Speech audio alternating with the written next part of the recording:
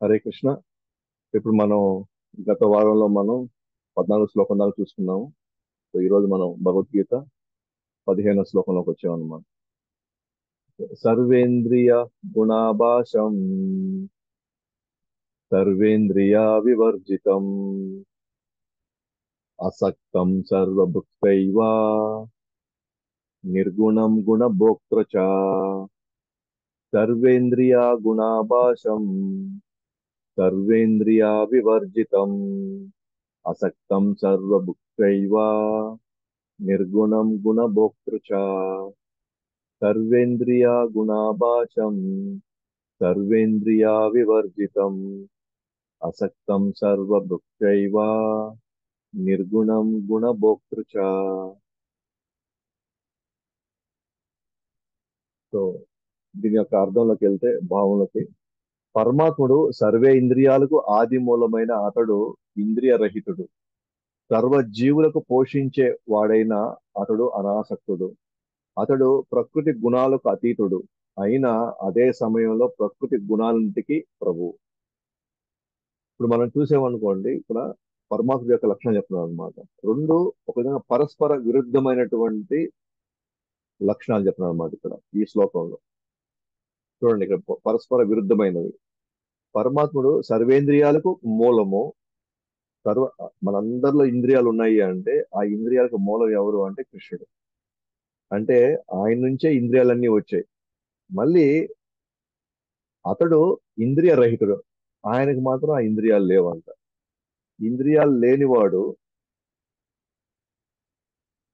ఇంద్రియాలు లేనివాడు మనకి సర్వ ఇంద్రియాలకు మూలం అంట. రెండు, సర్వ జీవులకు పోషించే వాడైనా అతడు అనాసకుడు. అందరినీ పోషిస్తున్నాడు, సర్వ జీవుల్ని పోషిస్తున్నాడు. కానీ ఎవరి మీద మోహం పెంచుకోడు, ఎవరి మీద ఆసక్తి పెంచుకోడు. వాళ్ళతో బంధకంలోకి, వాళ్ళతో సంబంధంలోకి పోలేడు అనమాట. అనాసక్తుడు. అందరినీ చూసుకుంటున్నాడు, కానీ ఏమీ ఎక్స్పెక్ట్ చేయడు అనమాట. మూడు, అతడు ప్రకృతి గుణాలకు అతీతుడు. అసలు ప్రకృతి గుణాలు అతను టచ్ కూడా చేయలేవు. అతను అతీతుడు అయినా అదే సమయంలో ప్రకృతి గుణాలకు ప్రభువు. మళ్ళీ ఈ గుణాలు ఎక్కడి నుంచి వచ్చాయి? మళ్ళీ ఆయన నుంచే వచ్చాయి. మళ్ళీ ఆయన నుంచే వచ్చినప్పుడు కానీ ఆయన కూడా ఆయన అంటుకోవడం లేదు, ఆ గుణాలకు ఏమాత్రం ఆయన అంటుకోవడం లేదు. అతీతుడు.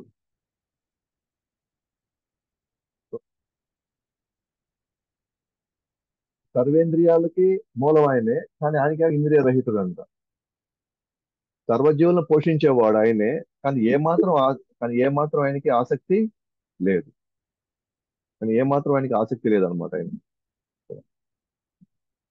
అంటే మనకు క్లియర్ గా మనకి ఇక్కడ అర్థమవుతుంది అనమాట. ఇక్కడ దీన్ని ఏ విధంగా అర్థం చేసుకోవాలి అని అంటే, సర్వేంద్రియాలకి ఆయన మూలమే, ఆయన నుంచే సర్వం వచ్చాయి. మనం ఎక్కడ చూస్తున్నామంటే దీన్ని భాగవతంలో 3వ స్కందంలో చూసాం మనం. భాగవతం 3వ స్కందంలో భగవంతుడు ఆ, విశ్వరూపంగా ఆయన సమస్త బ్రహ్మాండాల్ని ఆయన మొత్తాన్ని విశ్వరూపంతో మొత్తం వ్యాపించినప్పుడు, ఆ ఆ విశ్వరూపంలో వచ్చేటువంటి ఆ విశ్వరూపం ఎప్పుడైతే నేను నేను చూడాలనుకుంటే, ఆయన ఆ విశ్వరూపంగా నేను చూడాలి అనుకుంటే అప్పుడు కళ్ళు ఏర్పడుతున్నాయి. ఆ విశ్వరూపంగాని ఏదైనా రుచి చూడాలనుకుంటే అప్పుడు నాలుక ఏర్పడతా ఉంది. ఆ విశ్వరూపం అయితే ఎప్పుడైతే పని చేయాలనుకుంటుందో అప్పుడు కాళ్ళు ఏర్పడుతున్నాయి, చేతులు ఏర్పడుతున్నాయి. అంటే భగవంతుడు విశ్వరూపంగా విస్తరించి ఆ విశ్వరూపంలో భాగంగా ఆ విశ్వరూపానికి ఇంద్రియాలు వచ్చే క్రమంలో అవే మూలం అన్నమాట. మనందరికి ఇంద్రియాలు వస్తున్నాయి అంటే భగవంతు నుంచే వస్తున్నాయి మనకి. కాకపోతే ఆయనకుండే ఇంద్రియాలు మనలాంటి ఇంద్రియాలు కాదన్నమాట. మనకుండే ఇంద్రియాలు ఆయన లాంటి ఇంద్రియాలు కాదు. మన ఇంద్రియాలు భౌతికమైనవి, ఆయన ఇంద్రియాలు దివ్యమైనవి. అంటే ఇక్కడ పాయింట్ ఏంటి? ఆయన ఇంద్రియ రహితుడు అంటే అర్థం ఏంటి అని అంటే, ఆయనకి భౌతిక భౌతిక ఇంద్రియాల రహితుడు. భౌతికమైన ఇంద్రియాలు ఆయనకి లేవు. కానీ ఆయనకి ఆధ్యాత్మిక ఇంద్రియాలు ఉన్నాయి. ఆధ్యాత్మిక ఇంద్రియాలు అంటే అందుకే మనకు కృష్ణుడి యొక్క కళ్ళు, కృష్ణుడి యొక్క ఆ కళ్ళుని పద్మాలతో పోలుస్తారు. ఆయనకి సుందరమైనటువంటి ముఖం ఉంది, ముఖారవిందం ఉంది, ఆయన చేతులు, ఆయన యొక్క నడుము అన్నిటిని వర్ణిస్తున్నాడంటే అర్థం ఏంటి? ఆయన కూడా ఇంద్రియాలు ఉన్నాయి. కానీ ఇక్కడేమో ఇంద్రియ రహితుడు అన్నాడు. ఇంద్రియ రహితుడు అంటే అర్థం ఏంటి అంటే, ఏ ఇంద్రియాల రహితుడు అంటే భౌతిక ఇంద్రియాల రహితుడు అనమాట. భౌతిక ఇంద్రియాల రహితుడు ఆయన. అట్లానే జీవులకు పోషించేవాడైన అతడు అనాసక్తుడు. సర్వజీవుల్ని ఆయనే పోషిస్తూ ఉన్నాడు ఇప్పుడు. కానీ ఎవరి మీద తాను వాళ్ళు మళ్ళీ నాకు తిరిగి చెయ్యాలి అని ఆయన ఎక్స్పెక్ట్ చేయడం అనమాట. అది అనాసక్తి అంటే నిస్వార్థంగా నిష్కామకంగా చేస్తాడు అన్ని కృష్ణుడు. ఆయనే పోషిస్తున్నాడు మొత్తం. కానీ తిరిగి వాళ్ళు నాకు ఖచ్చితంగా నాకు చేయాల్సిందే అని మాత్రం ఆశించాడు. సో మనలాంటి బద్ధజీవులు ఏం చేస్తాం, మనం ఏ మాత్రం కొద్దిగా చేసినా సరే ఇమ్మీడియట్ గా మనం వాళ్ళు మనకి చెయ్యాలి అని ఎదురు చూస్తూ ఉంటాం అనమాట. వాళ్ళు మనకి చెయ్యాలని మనం ఎదురు చూస్తుంటాం మనం. కానీ ఆయన మాత్రం సమస్త జగత్తులో ఉన్నటువంటి అన్ని లోకాల్ని సమస్త జీవులను పోషిస్తున్నప్పటికీ కూడా ఆయన ఏమాత్రం ఆయన అసలు వీళ్ళు మళ్ళీ నాకు ఖచ్చితంగా తిరిగి చెయ్యాలి అని మాత్రం ఆశించాడు. అనాసక్తుడు.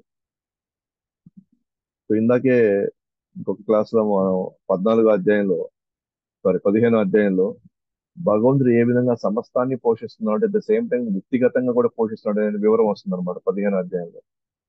సో ఇంచుమించు 12, 13, 14 శ్లోకాల్లో మనకు వస్తుంది. కృష్ణుడు అంటాడు, నేను నా వల్లనే, నా కాంతి వల్లనే సూర్యుడు చంద్రుడు సమస్తం కూడా అన్నిటికీ అగ్ని అన్నిటికి కూడా సమస్త విశ్వానికి పోషకం ఇస్తా ఉంది. ఏది సూర్యుడు చంద్రుడు. ఆయన ఎవరు మూలం ఎవరు అంటే, ఆ తేజస్సుకి మూలం ఎవరు అంటే ఆయన అంట. ఆయన చెప్తున్నాడు నేనే మూలము అంటున్నాడు. అలాగే సమస్త గ్రహాల్లో నేను ప్రవేశించి ఆ గ్రహాలని కక్షల్లో పెట్టి అన్నిటినీ కూడా నేనే పోషిస్తున్నాను అంటున్నాడు. మళ్ళీ అక్కడ కూడా మళ్ళీ చెప్పాడు నేనే చూసుకుంటున్నాను అన్నాడు. అంటే ఆయన లేకపోతే ఇక్కడ ఏది ఏది ఇక్కడ ఈ పనులన్నీ ఈ కార్యాలన్నీ కరెక్ట్ గా జరగవు అన్నమాట ఇక్కడ. ఇంకా ఏమంటున్నాడు వ్యక్తిగతంగా వెళ్ళి, మీలో జఠరాగ్ని కూడా నేనేను, జఠరాగ్ని కూడా నేనేను, పైగా అన్ని రకాలటువంటి ఆహారాలను నేను పూర్తిగా నేను అక్కడ జీర్ణింపజేస్తాను అంటున్నారు. అంటే లోపల కూడా ఈ రోజు మనం తింటుంటే అరిగి అరిగి మనం మరుసటి రోజు ప్రశాంతంగా మన పనులు మనం చేసుకుంటున్నాము అని అంటే లోపల జఠరాగ్ని. అంటే కరెక్ట్ గా మనకి ఆకలి కూడా వేయాలి. ఆకలి వేసిన తర్వాత మనం తినే ఆహారం సరైన సమయంలో అది మొత్తాన్ని ప్రాపర్ గా లోపలికి వెళ్ళి డైజెస్ట్ అవ్వాలి, అది అరగాలి. అది అరిగిన తర్వాత అపాన వాయువులు ఈ ఆహారాన్ని, ఈ గాలిని మొత్తాన్ని కూడా సమస్త ప్రతి అణువులోకి తీసుకెళ్ళాలి. ఇవన్నీ నేనే చేస్తాను అన్నాడు కృష్ణుడు. అంటే మనం అర్థం చేసుకోగలిగితే భగవంతుడు మనల్ని ఏ లెవెల్లో మనల్ని జాగ్రత్తగా చూసుకున్నాడు. ఉదాహరణకి నేను చెప్పాను సూర్యుడు చంద్రుడు లేకపోతే మనకి పంటలు ఎక్కడి నుంచి వస్తాయి, మనకి వర్షాలు ఎక్కడి నుంచి వస్తాయి, మనకి ఆహారం ఎట్లా వస్తుంది. అంటే ఆ విధంగా కృష్ణుడు పోషిస్తున్నాడు. ఇప్పుడు అంతర్గతంగా పోతే మనకి ఆహారం కూడా ఆయన డైజెస్ట్ చేస్తున్నాడు. అంటే బాహ్యంగా చూసినా ఆయన లేకపోతే సృష్టి లేదు. అంతర్గతంగా చూసినా మనం ఈ రోజు జీవించే పరిస్థితి లేదు భగవంతుడు కానీ లేకపోతే. అంటే ఎంత పోషిస్తున్నాడు భగవంతుడు. కానీ మనం వచ్చేసి ఆయన్ని పట్టించుకోవట్లేదు. మనం ఆయన్ని పట్టించుకోవట్లేదు అసలు. మనం అసలు ఉంటే ఏమి లేకపోతే నాకేమి అన్నటువంటి స్థితిలో ఉన్నాం. భగవంతుడు ఉంటే ఏమి లేకపోతే నేను రోజు నేను వెళ్ళి నా పని నేను చేస్తున్నాను, నేను కష్టపడుతున్నాను, నేను సంపాదిస్తున్నాను, నేను తెచ్చుకుంటున్నాను, నేను తింటున్నాను అంటున్నాను. ఎస్, నేను తెచ్చుకొని తింటున్నప్పటికీ కూడా అది అరిగితే కదా మనకు శక్తి వస్తుంది. శక్తి వస్తే కదా మనం పని చేయగలుగుతాం. పని చేసే కదా మనకు డబ్బులు వస్తాయి. డబ్బులు వస్తాయి కదా మనం డబ్బుల నుంచి మనం ఈ వస్తువులు తెచ్చుకుంటే మనం తినాలి అంటే ఈ అరగాలి కదా ఫస్ట్. అరగాలంటే అక్కడ ఎవరున్నారు? కృష్ణుడు లేకపోతే ఈ అరగవు అక్కడ. అంటే ఎంత మనకి ఈ రోజు ఈ మాత్రం మనం ఆరోగ్యకరంగా ఉన్నాం, ఈ మాత్రం మనం కొన్ని వేల మంది కంటే కూడా మనం ఈ రోజు ఆరోగ్యపరంగా కావచ్చు, వసతుల పరంగా కావచ్చు, ఇంకో విధంగా ఇంకోటి మనం బాగున్నాము అని అంటే ఇక్కడే మనకు చాలు. మన భగవంతుడు మన కృతజ్ఞత చెప్పుకుంటూ కూర్చోవాలి మనం. ఇక్కడే మనం భగవంతుడికి రోజు అంటే ఈ మాత్రం మనం చేస్తున్నందుకు, ఈ మాత్రం మన జీవితాలు, మన కుటుంబాలు ఈ మాత్రం మనం ముందుకెళ్తున్నాము అంటేనే ఇప్పటికే మనం భగవంతుడికి ఆల్రెడీ మనం ఇంకేమీ కోరుకోకుండానే మన రోజు దండం పెట్టుకోవాలి. రోజు ఆయన్ని మనం కీర్తించాలి. ఈ మాత్రం దానికి. ఉదాహరణకి ఇప్పుడు మనం ఇందాక కూడా ఎగ్జాంపుల్ చెప్పుకున్నాం అనుకో. ఇప్పుడు మన నుంచి మనం పుట్టించేటువంటి బిడ్డలు మనమే అన్ని వాళ్ళకి ఖర్చు పెడుతున్నాము. అన్ని వాళ్ళ తిండి, వాళ్ళ బట్టలు, వాళ్ళ ఆశ్రయం మొత్తం మనం చూసుకుంటున్నాం. మనం ఏం కోరుకుంటున్నాం వాళ్ళ దగ్గర నుంచి? నేను నీకు పెడుతున్నాను కాబట్టి, నేను నిన్ను చూసుకున్నాను కాబట్టి, నేను చెప్పినట్టు నువ్వు వినాలి. అంటే మనకి ఇక్కడ ఏమవుతుంది? నేనే పోషిస్తున్నాను నా పిల్లల్ని, బట్ నేను ఆసక్తుడిని అయిపోతున్నా. అంటే నేను ఎక్స్పెక్ట్ చేస్తున్నా, నేను చేస్తున్నాను కాబట్టి నువ్వు నాకు చేసి తీరాల్సిందే అని. కానీ ఇక్కడ భగవంతుడు సకల జీవులను పోషిస్తున్నప్పటికీ కూడా అతడు అనాసక్తుడు. తాను ఏం ఎక్స్పెక్ట్ చేయట్లేదు మన దగ్గర నుంచి. బట్ చెప్పాల్సింది మాత్రం ఆయన చెప్పే తీరుతున్నాడు ఆయన. మూడోది ప్రకృతి గుణాలకు అతీతుడు. మన 14 అధ్యాయంలో మనం ఈ ఈ విషయాలన్నీ వస్తాయన్నమాట అక్కడ. ఈ మూడు గుణాలు కూడా భగవంతు నుంచే వస్తాయి. కానీ ఆయన దాని సంపర్కంగా దాని కల్మషం, ఆ కల్మషాలు ఆయనకి అంటవు అన్నమాట. ఈ త్రిగుణాల కల్మషాలు ఆయనకి అసలు అంటవు. కానీ ఆయన నుంచే వస్తున్నాయి అంట. ఇది చాలా విచిత్రమైన పరిస్థితి. మూడు గుణాలు ఆయన నుంచే వస్తున్నాయి. కానీ ఆయనకి ఏమాత్రం ఇవి అంటుకోవు. ఎట్లాగైతే ఒక తామర పువ్వు నీళ్ళలోంచే వస్తుంది, కానీ నీళ్లు ఏమాత్రం దానికి అంటుకోవు. వచ్చేదే నీళ్ళలో నుంచే అవన్నీ, కానీ నీళ్ళు అంటుకోవు. అలాగే త్రిగుణాలు ఆయన నుంచే వస్తున్నాయి, కానీ ఆయన అంటుకోవు. పరస్పర విరుద్ధమైనటువంటి ఇక్కడ గుణాలు లేదా లక్షణాలు అని చెప్పొచ్చు. సో భాష్యంలోకి వెళ్తే, ఆయన సర్వ ఇంద్రియ మరియు ఇంద్రియార్థాలను ప్రవేశింప చేయగలడు. సో ఇంద్రియాలు ఆయన నుంచే వస్తున్నాయి. ఇంద్రియార్థాలు, ఆ ఇంద్రియాలు తృప్తి పడాలన్నా కూడా ఇక్కడ ఇంద్రియార్థాలు మన కంటి ముందు ఉండాలి అవన్నీ. మన వాతావరణంలో, మనం ఉండేటువంటి వాతావరణంలో ఇంద్రియార్థాలు కూడా ఉంటేనే కదా, ఇంద్రియాలు ఇంద్రియార్థాలతో కలిసినప్పుడే కదా మనం అబ్బా బాగా తీయగా ఉంది, రుచికరంగా ఉంది, ప్రశాంతంగా ఉంది, కమ్మగా ఉంది అని మనం తృప్తి పడుతున్నాము. ఆయన ఇంద్రియాలు ఇచ్చి ఇంద్రియార్థాలు ఇలేదనుకోండి, మన పరిస్థితి ఏంటి అప్పుడు? లేదా ఇంద్రియార్థాలు ఇచ్చాడు, కానీ మనకి వాటిని ఆస్వాదించేటువంటి ఇంద్రియాలు లేవు అనుకోండి, మన పరిస్థితి ఏంటి? కాబట్టి భగవంతుడే ముఖ్యంగా ఇంద్రియాలకి ఆయనే మూలం, ఇంద్రియార్థాలకు కూడా ఆయనే మూలం. కాబట్టి మనం ఇంద్రియార్థాలని స్వీకరించినప్పుడు లేదా అనుభవించినప్పుడు మనము హాయిగా ప్రశాంతంగా ఉండగలుగుతాం. కాబట్టి ఆయనే పరమాత్ముడుగా సర్వ ఇంద్రియాలని ఇంద్రియార్థాల్లోనే ఆయనే ప్రవేశిస్తున్నాడు అనమాట. కేన ఉపనిషత్తు 1.2లో కంటి చూపుని ప్రేరణిస్తాడు. కంటి చూపు కూడా ఆయన ప్రేరణిస్తున్నాడు. ఈ కళ్ళు ఏమాత్రం కొద్దిగా ఇబ్బంది కలిగింది అనుకోండి, మనం ఏం చూడగలుగుతాం ఇక్కడ? మనం చూడలేకపోతే మన జీవితంలో ఎంత కోల్పోతాం మనం అసలు. పోనీ ఈ కళ్ళు ఉన్నాయి, కానీ సూర్యుడు లేకపోతే ఇదంతా చీకటి అయిపోతే కళ్ళు ఉండి కూడా నేను ఏం చూడగలుగుతాను ఇక్కడ? ఏం చూడలేను ఇక్కడ. అంటే భగవంతుడు ఒక పక్క ఇంద్రియాలు ఇస్తున్నాడు, ఆ ఇంద్రియాలతో అద్భుతాలు చూసుకోమంటున్నాడు, ఆ చూపుకి ప్రేరణ అయినా ఇస్తున్నాడు.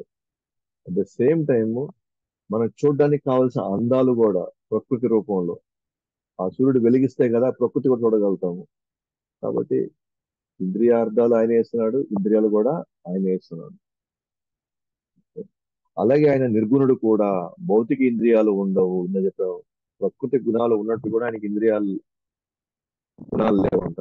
ఎందుకంటే గుణాలు ఉన్నాయి ఆయనకి, కానీ మనలాంటి గుణాలు కాదు. కామ క్రోధ మోహ మదమాత్సర్యాలతో కల్మషమైనటువంటి ఇంద్రియాలు కాదు ఆయన. ఆయనకి అన్ని కూడా దివ్యమైనటువంటి గుణాలు ఉన్నాయని, లేదా దివ్యమైనటువంటి ఇంద్రియాలు ఉన్నాయని. ఆయన మనలాంటి ఇంద్రియాలు, అందుకే ఆయన ఇంద్రియ రహితుడు అనే పాయింట్ వచ్చింది.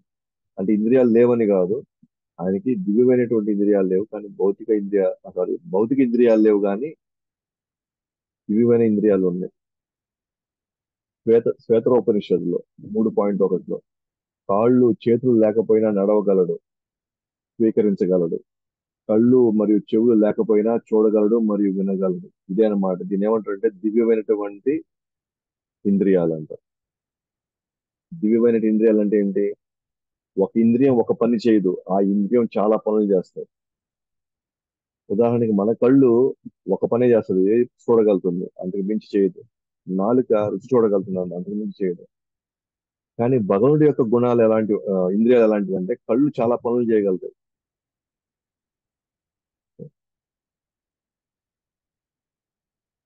చేతులు చాలా పనులు చేయగలుగుతాయి. చేతులు కత్తిలాగా కట్ చేయగలుగుతుంది. ఒక కత్తిలాగా ఇట్లా అంటే భగవంతుడు కానీ ఈ చేతి కానీ కన్నాడు అనుకోండి, చేతితో ఇట్లా తల ఎగిరి పడిపోతుంది,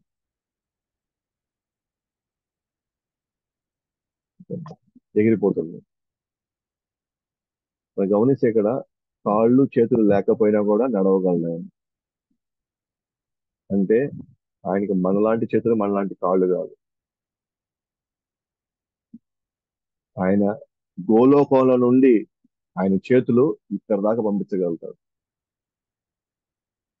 ఆయన గోలోకంలో ఉన్నప్పటికీ కూడా ఎంత ఫాస్ట్ గా రాగల మనకి చే- కాళ్ళు లేవు అంటున్నాడు. ఓకే? కాళ్ళు లేకపోయినా నడవగలదు అని అంటే ఆయన ఇప్పుడు ప్రత్యక్షం అన్నా కూడా ఈ సెకండ్ లో మన హృదయంలోకి ప్రత్యక్షం అవ్వగలుగుతాడు. ఆయన కాళ్ళు ఉన్నాయి, కానీ ఎంత ఫాస్ట్ గా పనిచేస్తాయి అంటే మన కాళ్ళు లేనట్టుగా అనిపిస్తుంది.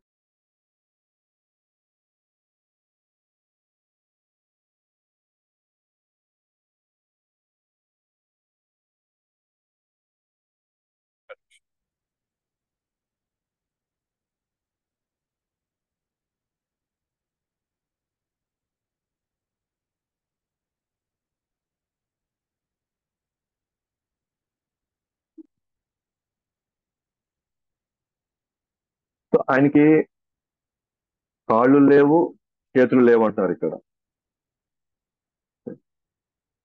లేకపోయినా నడవగలుగుతాడు, లేకపోయినా స్వీకరించగలుగుతాడు. ఆయన అర్థం ఏంటి?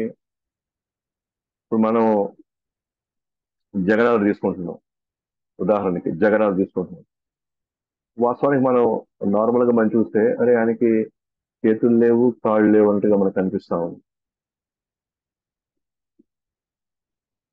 కానీ కృష్ణుడు ఏమంటున్నాడు 9 అధ్యాయం 26 శ్లోకంలో? పత్రం పుష్పం ఫలం తోయం యోమే భక్త్యా ప్రయచ్చతి. నువ్వు నాకు భక్తితో పెడితే నేను స్వీకరిస్తానంటున్నాను. నేను స్వీకరిస్తాను అంటున్నాడు. కానీ మనకి ఆయన చేతులు కనబడడం లేదు. ఆయన స్వీకరిస్తాడు, మన చేతులు కనబడడం లేదు. లేదా ఆయన మన కాళ్ళు మనకు కనబడడం లేదు, ఆయన కాళ్ళు మనకి. సో ఆచార్యులు చెప్తున్నారు, ఏం చెప్తున్నారంటే ఇక్కడ ఆయన చేతులు కాళ్ళు మనకు కనబడట్లేదని నువ్వు అనుకుంటున్నావు, కానీ ఆయనకి కాళ్ళు చేతులు రెండు కూడా ఉన్నాయి. ఒకవేళ నీకు కనబడకపోతే నువ్వే వెండి వెండి చేతులు వెండి కాళ్ళు నువ్వు తయారు చేసి పెట్టు. నీ యొక్క సేవని, నువ్వు భగవంతుణ్ణి సుందరంగా నువ్వు అలంకరించుకోవడానికి, ఆ దివ్య మంగళ స్వరూపాన్ని నువ్వు చూడడానికి ఆయన చేతులు కాళ్ళు నువ్వే అమర్చుకోవచ్చు. అంటే భగవంతుడు మనకి ఏం చేస్తున్నాడు, ఆ విధంగా మనకి ఆయన సేవలో నిమగ్నం అవ్వడానికి మనకు ఒక అవకాశం ఇస్తున్నాడు. కాళ్ళు చేతులు లేకపోయినా నడవగలడు, స్వీకరించగలుగుతాడు. ఇప్పుడు నేను చెప్పాను కదా, ప్రసాదం పెట్టాము, ఆయన ఎప్పుడు తినేశాడు. ఆయన తినేసి మనకి ఆ శేషాన్ని అక్కడ మిగిల్చాడు. నైవేద్యం నైవేద్యం పెట్టాము, అదే ప్రసాదం అయింది. ఇప్పుడు పెట్టక ముందే నైవేద్యం అంటున్నాము, ఆయన స్వీకరించేశాడు కాబట్టి అది ఇప్పుడు ఏమంటున్నాం, ప్రసాదం అంటున్నాం. అంటే ఆయన యాక్టివిటీ జరిగింది అక్కడ, ఆయన తీసుకున్నాడు. ఆయన తీసుకున్నాడు. ఇప్పుడు మనకి అక్కడ వదిలిపెట్టాడు. ఎందుకని? మనం అది తీసుకోవడం వల్ల మనం పవిత్రులు అవ్వడానికి. ఇక్కడ వాటి కాళ్ళు చేతులు లేకపోయినా కూడా ఆయన స్వీకరించగలుగుతాడు, నడవగలడు. ఇంకేం చెప్తారండి, ఒక్కోసారి ఆయన ఎంత ఫాస్ట్ గా వస్తాడు అని అంటే, జనరల్ మనం చూస్తాం కదా, ఫాస్ట్ గా పరిగెత్తే పందెంలో, రన్నింగ్ రేస్ లో ఫాస్ట్ గా పరిగెత్తే వాళ్ళు కాళ్ళు బంద్ చేసిన వాళ్ళ కాళ్ళు లేనట్టుగానే ఉంటాయి అక్కడ. ఎందుకంటే అంత ఫాస్ట్ గా అది వాళ్ళు పరిగెత్తడం వల్ల, కాళ్ళు అంత ఫాస్ట్ గా అది మూవ్ అవ్వడం వల్ల అసలు కాళ్ళే లేనట్టుగా ఉంటాయి అక్కడ. అంటే భగవంతుని తలుచుకుంటే కాళ్ళు లేకపోయినా లేనట్టుగా అనిపించినా కూడా ఆయన అంత ఫాస్ట్ గా మన దగ్గరికి రాగలుగుతాడు. అలాగే కళ్ళు చెవులు లేకపోయినా కూడా అతను చూడగలుగుతాడు. అంటే మనకి ఆయనకు ఉండేది దివ్యమైన కళ్ళు, ఆయనకు ఉండేది దివ్యమైన చెవులు, ఆయనకి లేనివి భౌతికమైన కళ్ళు, భౌతికమైనటువంటి చెవులు. ఆయనకి దివ్యమైన కళ్ళు అవి ఉన్నాయి కదా, ఆయన చూడగలుగుతాడు, వినగలుగుతాడు అనమాట. నెక్స్ట్ అదే శ్వేత ఉపనిషత్తులో 6, 8 భగవుడి యొక్క శక్తి మూడు భాగాలుగా విభజించబడ్డాయి: జ్ఞాన, బల మరియు క్రియాశక్తి. ఆధ్యాత్మిక శక్తి ఆయనే ఆయనే నిలయం. అంటే భగవుడికి అనేక శక్తులు ఉన్నాయి, కానీ అన్ని శక్తుల్ని మూడు భాగాల కింద డివైడ్ చేస్తున్నాయి: జ్ఞానశక్తి, బలశక్తి, క్రియాశక్తి. ఈ మూడింటికి మూలం ఎవరు? ఆయనే. ఆయనే నిలయం, ఆయనే ఆశ్రయం అన్నమాట. ఈ మూడు శక్తులకి ఆయన నిలయం. సో మళ్ళా జ్ఞానం రావాలన్నా, మళ్ళీ బలం రావాలన్నా, మన చేత పనులు అంటే కార్యాలు చేయించుకోవాలన్నా సరే, క్రియ కార్యాలు చేయించుకోవాలన్నా సరే, మూలం ఎవరు? భగవంతుడే. అనాసక్తితో ఆయన విష్ణు రూపంలో సర్వాన్ని పోషించగలుగుతాడు. ఇలా మనం చెప్పుకున్నాం. విష్ణు రూపంలో లేదా కృష్ణుడు రూపంలో ఏం చేస్తా అంటే, విష్ణు రూపంలో అనే పాయింట్ ఎందుకు వచ్చిందంటే, కాలదక్షాయ విష్ణు, గర్భదక్షాయ విష్ణు, కినదక్షాయ విష్ణు, వీళ్ళ ముగ్గురు రూపంలో ఏమవుతా ఉంది? భౌతిక జగత్తు మొత్తం పోషింపబడుతుంది అనాసక్తితో. అంటే భగవంతుడు కృష్ణుడు అసలు చూడడం కూడా చూడడు దాని గురించి. ఈ ఈ పోషణ గురించి ఆయన చూడడం కూడా చూడడు. పోషించేదంతా ఎవరు? విష్ణు పోషిస్తాడు మొత్తాన్ని, ఇదంతా కూడా ఈ మొత్తాన్ని విష్ణు పోషిస్తున్నాడు. ఆయన అసలు ఆయన కృష్ణుడు మాత్రం అనాసక్తితో తన ప్రేమపూర్వకమైనటువంటి భక్తులతో ఆయన నిరంతరం గోలోకంలో ఆయన లీలలు చేసుకుంటూ ఉన్నాడు. విష్ణు విష్ణు రూపంలో ఆయన ఈ భౌతిక ప్రపంచాన్ని ఆయన పోషిస్తున్నాడు అన్నమాట, సర్వాన్ని పోషిస్తున్నాడు అనమాట. ఆయన రూపము త్రిగుణాలకి అతీతమైంది. సో ఆయన ఈ మూడు గుణాలకి ఏమాత్రం ఆయన కల్మషం చేయలేదు. కంపల్సరీ.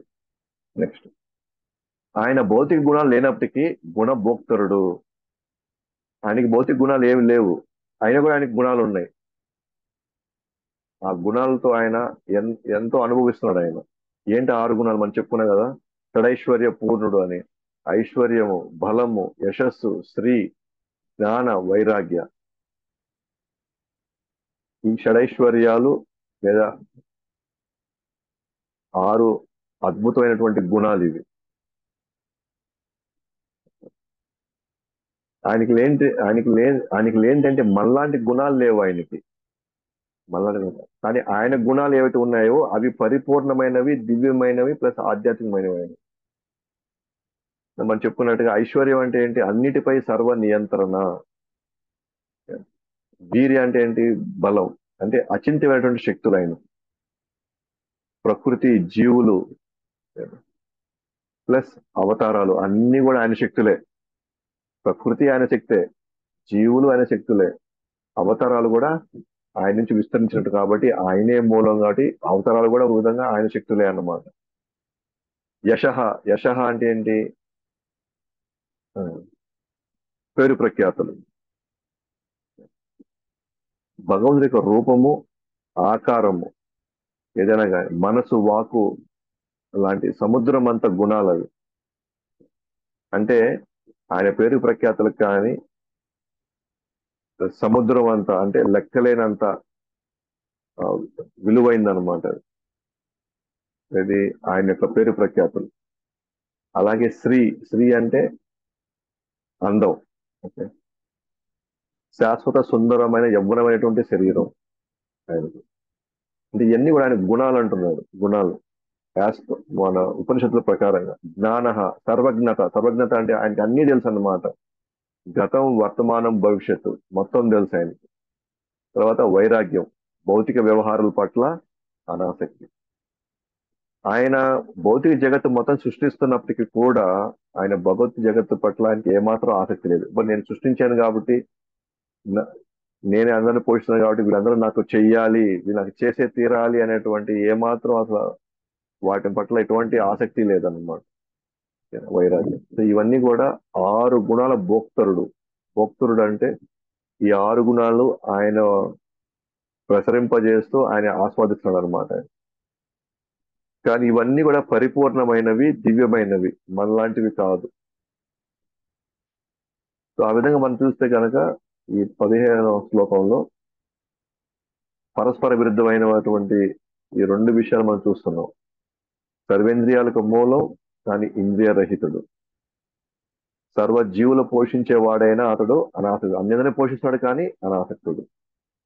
గుణాలు ఉన్నప్పటికీ గుణాలు ఆయనే పుట్టిస్తాడు, మూలం ఆయనే, ప్రభువు ఆయనే, ప్లస్ ఆయన అతీతుడు మళ్ళీ. అటువంటి కల్మషాలు అయినా ఏమాత్రం ఆయనకి అంటదన్నమాట.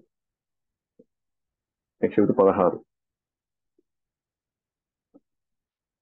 బహిరంతశ్చ భూతానాం అచరం చరమేవ చ సూక్ష్మతత్వాద విజయం దూరస్థం చానికేత చక్ర. బహిరంతశ్చ భూతానాం అచరం చరమేవ చ సూక్ష్మతత్వది విజయం దూరస్థం చానికేత.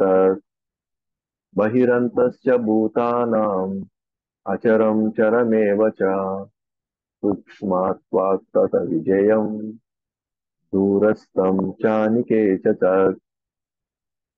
పరమ పురుషుడు కదిలేవి కదలనివైన సకల జీవుల బయట లోపల ఉంటాడు. సూక్ష్మమైన కారణంగా అతడు చూడడంలో లేదా తెలుసుకోవడంలో భౌతికేంద్రియ శక్తికి అతీతుడు. అతి దూరంలో ఉన్నప్పటికీ అతడు అందరికీ దగ్గరగా కూడా ఉంటాడు. సో మీరు ఇప్పుడు చూసే ఈ ఈ భాష ఏదైతే ఉందో, కదిలేవి కదలనివి అయిన సకల జీవుల పట్ల లోపల బయట ఉంటాడు, లోపల ఉంటాడు, బయట ఉంటాడు. అలాగే సూక్ష్మమైన కారణంగా అతడు చూడడంలో లేదా తెలుసుకోవడంలో భౌతికేంద్రియ శక్తికి అతీతుడు. అతి దూరంలో ఉంటాడు, అతి దగ్గరగా ఉంటాడు. మళ్ళీ ఇక్కడ కూడా అంతే. పరస్పర విరుద్ధమైనటువంటి లక్షణాలు లేదా కార్యాలు లేదా గుణాలు. దీన్ని ఇలాంటి భాష ఎక్కడ ఉంటుంది తెలుసా? ఉపనిషత్తుల్లో ఉంటాయి అన్నమాట. ఇలాంటి భాష ఉంటుంది కానీ ఉండడు, పరిగిస్తాడు కానీ అక్కడే ఉంటాడు, ఎక్కడో ఉంటాడు కానీ ఇక్కడే ఉంటాడు. ఇది ఈ భాషను మనం అర్థం చేసుకోవడం మన వల్ల కాదు. ఈ భాష ఎస్పెషల్ గా ఉపనిషత్తుల్లో దొరుకుతుంది. ఈ భాషను మనం అర్థం చేసుకోవాలంటే ఖచ్చితంగా మనం గురు పరంపరలోని ఆచార్యుల దగ్గర నుంచి మనం నేర్చుకోవాలి తప్ప మనకే మనం ఆలోచించి వీటికి అర్థాన్ని మనం తీసుకురాలేదు. అతి దూరం, అతి దగ్గర. చూడగలుగుతాడు కానీ చూడలేడు, నడవగలుగుతాడు కానీ నడవలేడు. ఇటువంటివన్నీ కూడా ఇది ఈశోపనిషత్తు భాష అన్నమాట. సరే, ఉపనిషత్తు భాష ఇది. సో భాష్యంలోకి వెళ్తే ఏ విధంగా ఆకాశం, అంతరిక్షము జీవుడికి బాహ్యంగా మరియు అంతర్గతంగా ఉంటుందో భగవంతుడి ఉత్పత్తులైనటువంటి ఈ జీవుల్లో అంతరంగ అంతరంగంగాను మరియు బాహ్యంగాను నివసిస్తాడు. ఇప్పుడు ఆకాశం ఉంది. ఆకాశం అంటే ఏంటి? స్పేస్ అంటే ఖాళీ స్థలం. స్పేస్ అంటే ఖాళీగా ఉండేటువంటి స్థలం. ఎట్లా అయితే ఇప్పుడు మనం గమనిస్తే, ఇప్పుడు జీవుడు ఉన్నాడు అనుకోండి, బాహ్యంగా కూడా ఇక్కడ చూడండి, మనకి బయట కూడా మనకి స్థలం కనిపిస్తా ఉంది ఖాళీగా. ఓకే, ఇదే స్థలం లోపల కూడా ఉంది. ఇప్పుడు మన కడుపులో స్థలం ఉంది అంటే ఖాళీగా.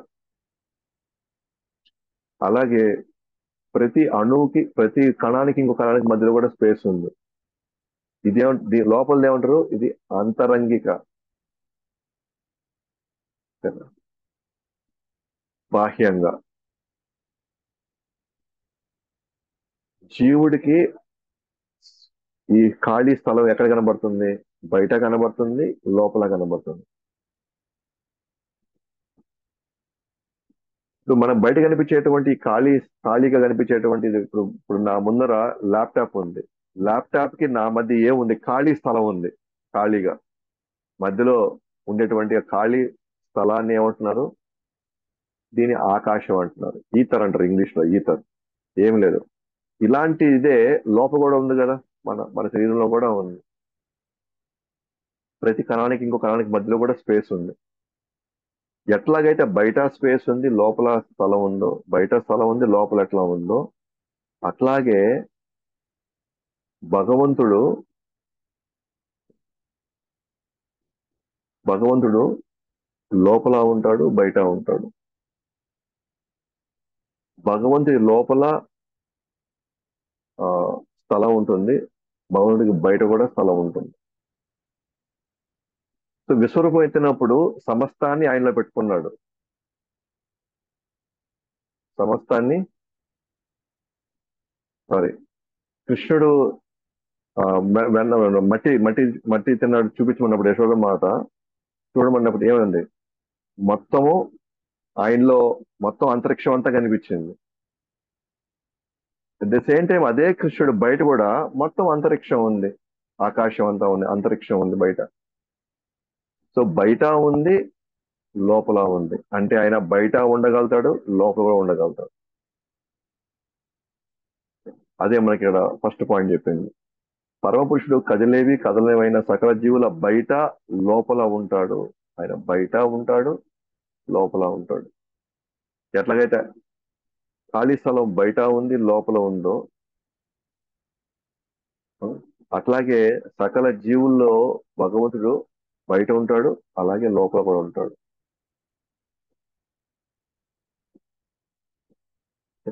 రెండోది, స్థావర మరియు జంగములకు మూలము ఆయనే. స్థావర జంగములకి అంటే కొన్ని కదిలేటివి ఉన్నాయి, కొన్ని అక్కడే స్థిరంగా నిలబడేటివి ఉన్నాయి, నివసించేటివి ఉన్నాయి. వాటికి కారణం ప్లస్ ప్రభావం, మూలము ఆయనే. వాటి వల్ల వచ్చే పరిణామాలకు కూడా ఆయనే కారణం. తర్వాత తద్ విజ్ఞేయం. తద్ అవిజ్ఞేయం అంటే ఆయనను స్పష్టంగా తెలుసుకోలేము, పూర్తిగా మనం తెలుసుకోలేము. ఎప్పటికీ కూడా భగవంతుని మనం స్పష్టంగా పూర్తిగా మనం ఎప్పటికీ కూడా మనం తెలుసుకోలేము. మనం బ్రహ్మ సైతం చెప్తాడు అనమాట, భగవంతుణ్ణి పరిపూర్ణంగా మనం అర్థం చేసుకోలేము, సంపూర్ణ. మరి మనం ఏం చేయగలుగుతాం భగవానుడికి అంటే, మనకి ఎంతవరకు అర్థం అవుతాడో, ఎంతవరకు మనకి అవకాశం ఉంటుందో అంతవరకు మనం వెళ్ళి భగవుడికి మనం కీర్తించుకోవచ్చు. మనకు తెలిసినంత వరకు ఎంత కెపాసిటీ మనం ఉంటుందో అంతవరకు ఆయన కీర్తించవచ్చు, అంతవరకు మనకు ఆయన సేవ చేయొచ్చు తప్ప ఆయన్ని మనం పరిపూర్ణంగా స్పష్టంగా అర్థం చేసుకోవాలని తెలుసుకోవాలని మాత్రం ప్రయత్నించొద్దు. స్వయంగా అనంత శేషుడు 1000 పడగలున్నా కూడా, ప్రతి పడగలో 1000 నలుకలున్నా కూడా భగవంతుడిని లీలలు కావని భగవంతుడిని స్పష్టంగా సంపూర్ణంగా ఆయన తెలుసుకోలేడు. సో నిత్యం పక్కనుండేటువంటి అనంత శేషుడు తెలుసుకోలేనప్పుడు మనం అసలు తెలుసుకోలేము. అందుకే తద్ అవిజ్ఞేయం అంటే ఆయన్ని ఎప్పటికీ మనం పరిపూర్ణంగా మనం తెలుసుకోలేము ఆయన. ఆ, మరి పరిపూర్ణంగా తెలుసుకోలేనప్పుడు మనం పవిత్రులు అవుతాం, మనం ఎట్లా మోక్షం పొందుతాం అంటే, భగవంతుడు మనకి ఇచ్చినటువంటి గొప్ప అవకాశం తెలుసా, నీకు ఎంతవరకు తెలుసో అంతవరకు నువ్వు చేయడానికి ప్రయత్నించు. నీకు ఎంతవరకు తెలుసో అంతవరకు నువ్వు కీర్తించు, అంతవరకు నువ్వు ప్రచారం చేసుకో, అంతవరకు నువ్వు ఆయన సేవించుకో.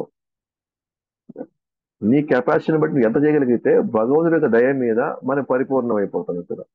కాబట్టి ఇక్కడ మనం ఆయన గురించి మనం పూర్తిగా తెలుసుకోవాల్సిన అవసరం లేదు, బట్ తెలుసుకున్నంత వరకు మనం పాటించగలుగుతున్నామా, మనకి ఉన్న సామర్థ్యం మేరకు మనం ఆయన సేవలో నిమగ్నం అవ్వగలుగుతున్నామా, అది చూసుకుంటే చాలు మనం. అంతేగాని మనకి ఆయన గురించి సమస్తం తెలుసుకోవాలి అని అనుకుంటే మాత్రం ఇక్కడ అనంత శేషుడు కూడా తెలుసుకోలేడు అన్నమాట. భగవంతుడు అజ్ఞానుడికి చాలా దూరంగా ఉంటాడు, కానీ విఘ్నుడికి చాలా దగ్గరగా ఉంటాడు. తన సొంత ఇంట్లో ఉన్నట్లుగా అంతర్యామిగా హృదయంలో ఉంటాడు. ముండకోపనిషత్తు 3:1-7. అజ్ఞానుడికి దూరంగా ఉంటాడు అన్నాడు. అజ్ఞానుడు అంటే ఒక నిజం చెప్పంటే నాస్తికుడు. సో నాస్తికుడికి ఏం కనబడదు అసలు. అసలు భగవంతుడు ఉన్న ఛాయలే తనకి అసలు, ఆ ఛాయలే తాను స్పృశించలేడు ఆయన. చైల్డ్. భగవంతుడు చాలా ఇండికేషన్ ఇచ్చాడు. ఈ భగవంతుడి వల్లే ఇదంతా జరుగుతుంది, భగవంతుడి వల్లే ఇదంతా కూడా జరుగుతా ఉంది అని. ఇవన్నీ మనకి జరుగుతున్నప్పటికి కూడా తను అజ్ఞానం కారణంగా తాను దాన్ని సరిగ్గా అవగాహన చేసుకోలేడు తాను. సో భగవంతుడు అందుకే తనకి మాత్రం భగవంతుడు చాలా దూరంగా ఉన్నట్టుగా అనిపిస్తాడు. కానీ విఘ్నుడికి మాత్రం ఆయన చాలా దగ్గరగా కూడా ఉంటాడు. అట్లా పరమాత్మ లెవెల్లోనే, అంటే పరమాత్మ అతి దగ్గరగా ఉండేవాడు మనకి ఎవరు అంటే అదే భగవంతుడే పరమాత్మ రూపంలో. సో ఎవరైతే అత్యంత భక్తి శ్రద్ధలతో ఆయన నమ్ముకొని ఆయన సేవలో నిమగ్నం అవుతారో ఆయన అతి దగ్గరగా ఉంటాడు. ఎవ్వరు ఆయన కొంచెం వచ్చేంత దగ్గరగా ఇంకెవరు రాలేరు. మనం నమ్మకపోతే ఆయన ఉన్నంత దూరంగా ఎవరు కూడా ఉండరు. అంత దూరంగా ఉంటాడు. కాబట్టి ఇక్కడ దగ్గర దూరం అనేది మన నమ్మకం మీద ఆధారపడింది. ఇప్పుడు మన అత్యంత నమ్మకం పెట్టుకుంటే మనకి అత్యంత దగ్గరలో ఉంటాడు. మనం నమ్మకం లేకపోతే ఆయన అత్యంత దూరంగా ఉంటాడు. మనం తలుచుకున్న మనకి అత్యంత నమ్మకం ఉందనుకోండి, ఆయన పటంలో ఉన్నాడు, ఆయన విగ్రహంలో ఉన్నాడు.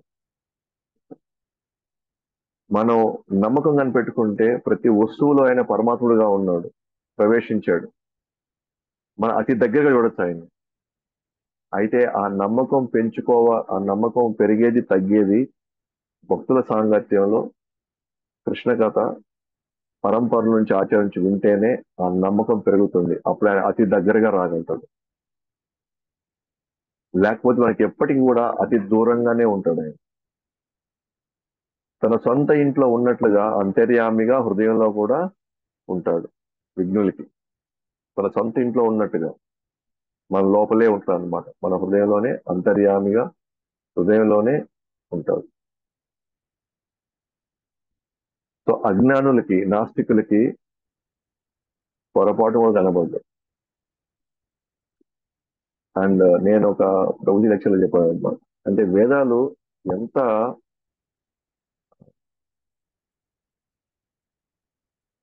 విశిష్టమైనవి, లేకపోతే కొంత కొంత చమత్కారం చూపిస్తాయి శాస్త్రాలు కూడా.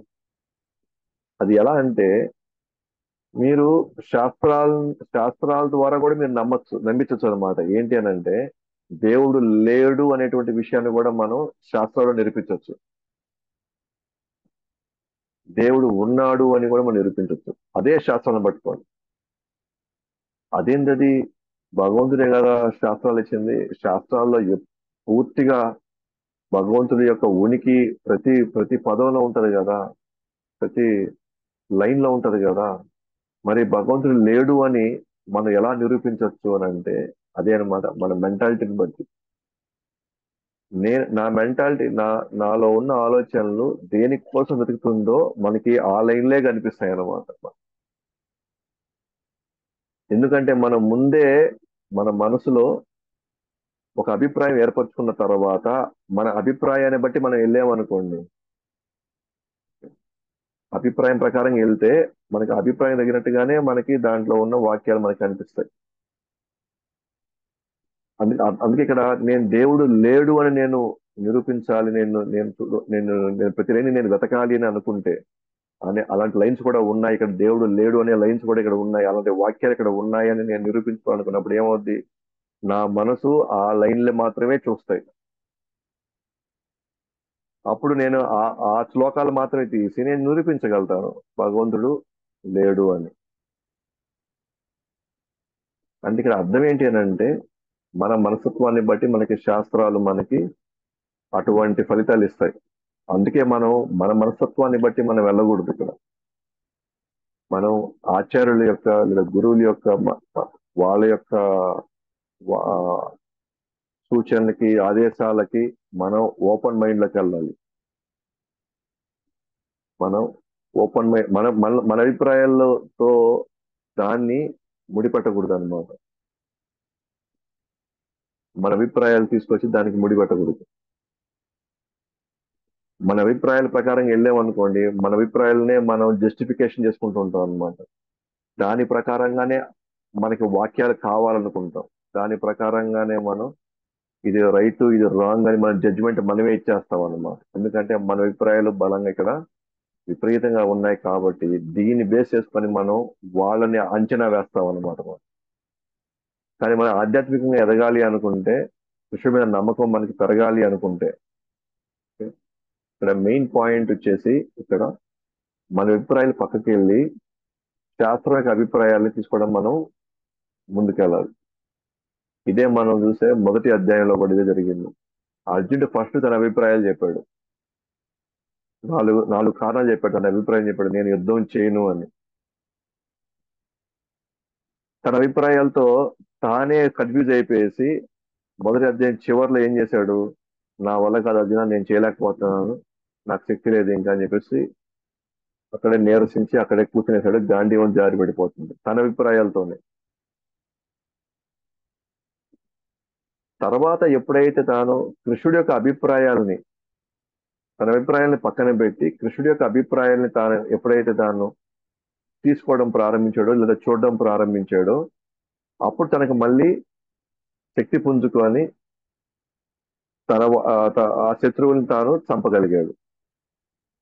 ఎప్పుడు తన అభిప్రాయాల్ని పక్కన పెట్టి కృష్ణుడి యొక్క అభిప్రాయాలతో ఏకీభవించినప్పుడు మాత్రమే తనకి విషయాన్ని చూడగలిగాడు. అప్పుడే తను పోరాడగలిగాడు అనమాట. అంటే ఇక్కడ అర్థం ఏంటంటే నమ్మకం పెరగాలి అంటే మన అభిప్రాయాలు పక్కకి వెళ్ళిపోవాలి. ఆచార్యులు లేదా గురువు యొక్క అభిప్రాయాన్ని మనం స్వీకరించాలి. లేకపోతే అజ్ఞానం కారణంగా మన అజ్ఞానం కారణంగా మన అభిప్రాయాలు ఏర్పడినాయి. మన అభిప్రాయాల ప్రకారంగా మనం వెళ్ళాలి అని అనుకుంటే భగవంతుడు మనకి ఎప్పుడు మనకి దగ్గర అవ్వడు అసలు. భగవంతుడు మనకి అతి దూరంగా ఉంటాడు అనమాట. మనం ఎప్పుడైతే మనం ఆచార్యుల యొక్క అభిప్రాయానికి మనం ముందుకు వస్తామో, మన అభిప్రాయాలు పక్కన పెట్టి వాళ్ళ అభిప్రాయాలు స్వీకరించి మనం ప్రారంభిస్తామో, ఓకేనా, అప్పుడు ఆటోమేటిక్ గా మన కృష్ణుడికి దగ్గర అయిపోతాం. కాబట్టి ఇక్కడ అందుకే ఇక్కడ భగవంతుడు అజ్ఞానుడికి చాలా దూరంగా ఉంటాడు, విఘ్నుడికి చాలా దగ్గరగా ఉంటాడు. తన సొంత ఇంట్లో ఉన్నట్టుగా ఉంటాడు అన్నమాట. అంతర్యామిగా హృదయంలో ఉంటాడు ఎవరికి, నమ్ముకున్న వాడికి. ఏ కాలంలో ఆధ్యాత్మిక మరియు భౌతిక ప్రపంచంలో ఉండగలరు? ఏకకాలంలో ఆధ్యాత్మిక మరియు భౌతిక ప్రపంచంలో ఉండగలరు. ఎవరు? భగవంతుడు, పరమాత్ముడు ఏకకాలంలో ఉండగలుగుతాడు. మనం చూస్తున్నాం కదా, ఏకకాలంలో గోలోకంలో ఉన్నాడు, అదే సమయంలో మన హృదయంలో పరమాత్ముడుగా కూడా ఉన్నాడు. ఏకకాలంలో అక్కడ లీలలు జరుపుతూనే ఉన్నాడు, ఇక్కడ మనల్ని గమనించుకుంటూ, సో మనల్ని గైడ్ చేయడానికి ఆయన చైత్య చైత్య గురువుగా లోపల అట్లాగే ఉన్నాడు. ఆయన అక్కడ ఉన్నాడు, ఇక్కడ ఉన్నాడు, ఏకకాలంలో ఉండగలరు అనమాట. ఆధ్యాత్మిక ప్రపంచంలో మరియు భౌతిక ప్రపంచంలో రెండు దగ్గర ఉండగలుగుతాడు. ఆయన అతి దూరంగాను మరి అతి దగ్గరగాను ఉంటాడు. నాకు మనం చెప్పుకున్నాం మనం. ఈ భౌతిక ఇంద్రియాలతో ఈ ప్రకటనను అర్థం చేసుకోలేము. ఏ ప్రకటన అర్థం చేసుకోలేము ఇక్కడ అంటే ఇదే, కదలనేవి కదలనివైన సకల జీవులు బయట ఉన్నాను, లోపల ఉన్నాడు, అతి దూరంలో ఉన్నప్పటికీ అతి దగ్గరగా ఉంటాడు. ఇలాంటి వాక్యాలు మనం భౌతిక ఇంద్రియాలతో ఇది అర్థం చేసుకోలేము మనం. దీన్ని మనం ఏమంటారంటే ప్రభుపాద వారు లేదా చైతన్య మహాప్రభు అంటారు అచింత్యం అంటారు. ఏకకాలంలో రెండు పరస్పర విరుద్ధమైనటువంటి విషయాలు ఏకకాలంలో భౌతికంగా మనం చూస్తే ఇది జరగదు, ఇది అయ్యే పని కాదు, నేను నమ్మను అంటాం మనం. ఆధ్యాత్మిక స్థితిలో మనం వెళ్ళినప్పుడు అప్పుడు మనం దాన్ని అనుభవించచ్చు అన్నమాట. ఏకకాలంలో మనం రెండు విషయాలు ఇమ్మడగలుగుతాయి అని మనం అంగీకరించగలుగుతాం. సో బెస్ట్ ఎగ్జాంపుల్ మనం తీసుకోవచ్చు. కృష్ణుడు తృణావతుని చంపేటప్పుడు, తృణావతుడు అంటే సుడిగాలి రాక్షసుడు, రాక్షసుడు కృష్ణుడిని చాలా హైట్కి తీసుకెళ్తాడు సుడిగాల్లో. తీసుకొని చాలా హైట్కి వెళ్తాడు. అప్పుడు అదే కృష్ణుడు ఒక దూదిలాగా లైట్గా ఉన్నాడు. తీసుకెళ్తున్నాడు. కృష్ణుడు కూడా ఎంజాయ్ చేస్తున్నాడు అనమాట. అబ్బా, నన్ను ఫ్రీగా నన్ను పైన గాల్లో నన్ను తీసుకెళ్తున్నాడు, నన్ను హాయిగా విహరిస్తాడు అనమాట. ఒక స్టేజ్కి వచ్చిన తర్వాత ఇంకా చాలు అని కృష్ణుడు అనుకున్న తర్వాత, అదే కృష్ణుడు అంత చిన్న వయసులో ఏం శక్తి ఉంది ఆయనకి? నిజంగా ఆయన నాకు చెప్పినట్టు సుడిగాల్లో తన వయసు తగినట్టుగా, అంటే 6 నెలలు, 8 నెలలు, సంవత్సరం లోపల బిడ్డ ఎంత తేలిగ్గా ఉంటాడంటే సుడిగాల్లో తీసుకెళ్ళిపోవచ్చు. నిజంగానే అట్టున్నాడు. కానీ క్షణంలో ఒక స్థాయికి వెళ్ళిన తర్వాత ఆ క్షణంలో అదే కృష్ణ ఏం చేశాడు? తన రెండు చేతులతో, ఈ 2 వేళ్లతో తన యొక్క మెడని ఇట్లా పట్టాడు అనమాట. ఇప్పుడు దాకా దూదిగా లైట్ గా ఉన్నటువంటి కృష్ణుడు ఇప్పుడు బరువు మోయలేనంత స్థితికి లేదా ఆ స్థాయికి అది వెళ్ళిపోయేసరికి ఈ తృణావతుడు వల్ల తీసుకెళ్ళడం మళ్ళీ అదే వేగంతో కిందకు వచ్చేసాడు. ఆ బరువుకి తట్టుకోలేక ఇంకా ముందుకు పోలేకపోతున్నాడు. ఆ బరువు అట్లే కృష్ణుడి కింద తీసుకొచ్చేస్తుంది అట్లే ఏకకాలంలో, పరస్పర విరుద్ధమైనటువంటి స్థితులు. ఇప్పుడు దాకా దూదిలాగా ఉన్నాడు, లైట్ గా ఉన్నాడు, ఒక్కసారిగా హెవీ వెయిట్ అయిపోయాడు. అందుకే ఇది భౌతిక ఇంద్రియాలతో దీన్ని ఎప్పుడు మనం అర్థం చేసుకోలేము ఈ ప్రకటన. దానికే మనం ఆచార్యుల యొక్క భాష్యాల్లోకి, ఆచార్యుల యొక్క అనుగ్రహం ఉంటుంది, వీటిని అర్థం చేసుకోగలమే తప్ప నమ్మకం ఉంటే భగవంతుడు ఏమైనా చేయగలుగుతాడు. ఆయనకి ఇది చేయలేడు, ఇది మాత్రం చేయగలుగుతాడు అన్నటువంటి అవకాశమే అక్కడ లేదనమాట. కాబట్టి మనం ఆలోచించాల్సి, మనం చూసుకోవాల్సింది ఏంటంటే పరమాత్మకు సంబంధించిన ఏవైతే మనకి విషయాలు ఇక్కడ చెప్తున్నారో, ఇక్కడ ఉపనిషత్తుల యొక్క భాష, వాళ్ళ లాంగ్వేజ్ ఇలాగే ఉంటుంది. అది మనకి ఆచార్యుల యొక్క అనుగ్రహంతో మాత్రమే వీటిని మనం అర్థం చేసుకోగలుగుతాం. కృష్ణ ద్వారా ఇంద్రియ మరియు మనసులు పవిత్రమైనప్పుడు మాత్రమే ఆయన్ని నిరంతరంగా మనం చూడగలుగుతాం. ఇవి మనకు అర్థం కావాలి అని అంటే కృష్ణ ద్వారా మనం ఇంద్రియాలు, మనసు పవిత్రమైనప్పుడు, ఇది అర్థం చేసుకోవడమే కాదు, సాధనతో అంతిమంగా ఆయన మనం దర్శించుకోగలుగుతాం. ఆయన ఇప్పుడు మనకు కనబడడం లేదు, ఎందుకంటే ఇప్పుడు మనం అంత పవిత్రం కాలేదు, అంత అర్హత మనకు లేదు. కానీ మనకు నమ్మకం ఉంది మనకి. ఎందుకంటే ఇదే మార్గంలో చాలా మంది భగవంతుని దర్శించుకున్నారు. బ్రహ్మ దగ్గర నుంచి, నారద వారి దగ్గర నుంచి, వ్యాస వారి దగ్గర నుంచి, ఈ పరంపరలో ఉన్న ఆచార్యులందరూ కూడా దర్శించుకున్నారు. కాబట్టి నేను కూడా ఒకరోజు దర్శించగలను. ఎందుకంటే వాళ్ళు చూశారు, ఆ నమ్మకంతో మనం కూడా ముందుకెళ్తూ ఉన్నాం. కాబట్టి ఇప్పుడు మనం పవిత్రం చేసుకోవాలి, సాధనతో, సేవతో మనం పవిత్రం చేసుకోవాలి. అప్పుడే మనం 100% ఈ పరస్పర విరుద్ధమైనటువంటి ఈ స్టేట్మెంట్స్ ని మనం సంపూర్ణంగా అర్థం చేసుకోగలుగుతాం అన్నమాట. అందుకే ఆయన 11:57లో భగవద్గీత, అనన్య భక్తి ద్వారా మాత్రమే ఆయన్ని మనం అర్థం చేసుకోగలము. అనన్య భక్తి, అన్యాభిలాషిత శూన్యం జ్ఞాన కర్మాది అనావృతం. అంటే శుద్ధ భక్తి యొక్క డెఫినేషన్ ఏంటి అని అంటే అనన్య భక్తి. ఇంకా వేరే ఆలోచన లేదు, ఇంకా వేరే కోరికలు లేవు, ఇంకా వేరే ఆశలు లేవు, ఇంకా ఈ వేరే వైపు పోయేటటువంటి ఎటువంటి ఆసక్తి కూడా మనకు లేదు. కేవలం ఆయన్ని తృప్తిపరచడం మాత్రమే జీవిత గమ్యంగా పెట్టుకునేది మాత్రమే అనన్య భక్తి. అలాగే 5:38లో ఎవరి కళ్ళైతే ప్రేమతో నిండి ఉంటుందో, ప్రేమాంజన చరిత భక్తి విలోచనేన, ఆ భక్తితో నిండిన నేత్రాలు మాత్రమే నిరంతరంగా చూడగలడు భగవంతుణ్ణి, పరమాత్మని అర్థం చేసుకోగలుగుతాడు.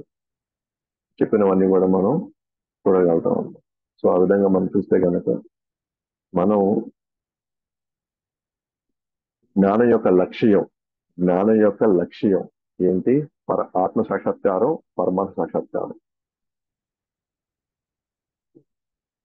ఎందుకంటే జ్ఞేయం కావాలి కదా. మనం మొదట్లో క్షేత్రజ్ఞ చూసాం, జ్ఞానం చూసాం, జ్ఞాన లక్షణాలు చూసాం. జ్ఞాన లక్షణాలతో జ్ఞేయం అంటే ఏంటి? జ్ఞాన లక్ష్యానికి వెళ్ళాలి. ఏంటి జ్ఞాన లక్ష్యం? ఆత్మ సాక్షాత్కారం, పరమాత్మ సాక్షాత్కారం. ఇప్పుడు ఇంచుమించుగా మన పరమాత్మ సాక్షాత్కారం మనం చేసుకోవాలి అంటే మన పరమాత్మ యొక్క గుణాలు తెలుసుకోవాలి. ఇప్పుడు మనం చేసింది అంటే 14, 15, 16 ఇంకా ముందు కూడా శ్లోకాలు, ఇంకో శ్లోకం కూడా పరమాత్మ యొక్క లక్షణాలు తెలుసుకుంటేనే పరమాత్మ యొక్క సాక్షాత్కారాని కోసం మనం ప్రయత్నిస్తాం. సో కాబట్టి మనకి మన పరమ సాక్షాత్కారం పొందాలి అంటే పరమాత్మ యొక్క లక్షణాలు తెలుసుకోవాలి కదా. అందుకే కృష్ణుడు మనకి పరమాత్మ యొక్క లక్షణాలను మనకి వివరిస్తున్నాడు అనమాట మనకి ఇక్కడ. కాబట్టి ఆ విధంగా మనం ఈ రోజు మనకు టైం అయింది. ఈ రోజు ఇక్కడ వరకు మనం చూసుకోండి. సో నెక్స్ట్ క్లాస్ లో మిగిలిన శ్లోకాల్లోకి వెళ్తాం. శిల ప్రభుపాద కీ జై, అనంత కోటి వైష్ణవ బృంద కీ జై, భగవద్వాన్ జై గౌర్